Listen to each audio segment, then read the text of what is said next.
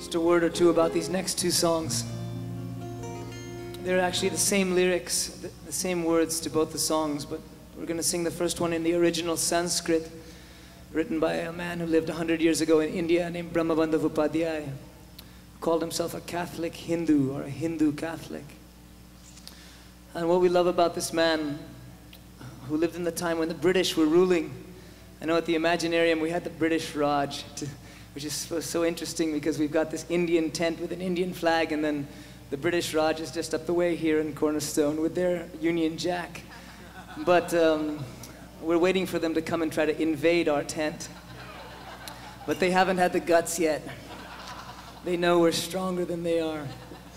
So anyway, the British ruled India for 200 years, and they brought Christianity with them as well.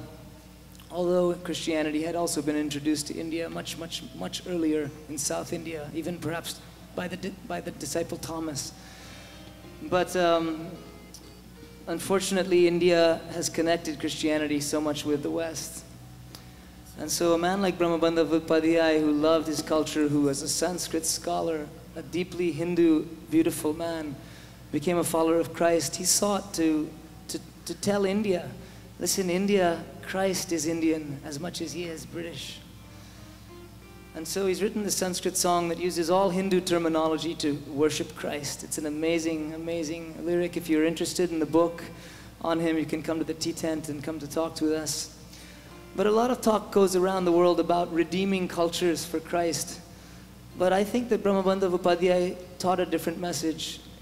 He taught that as a Hindu man, embracing the culture, the beauty of his Hindu-ness, he had something to offer.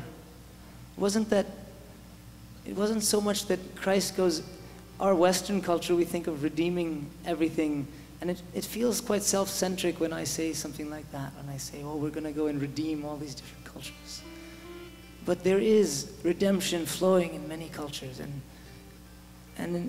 for example, in the Sanskrit language, there's this incredible line, Asattoma Sadgamaya, which means lead me from darkness to light, from untruth to truth, from death to immortality. And that is redemption. There's redemption right there in those words.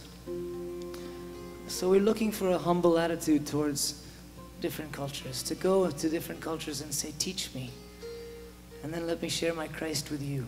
And that's what we do. We travel often from time to time to Hindu temples, or we get invited to perform the songs of Christ. And it's been such an incredible blessing to do that in England, in India, and in the States.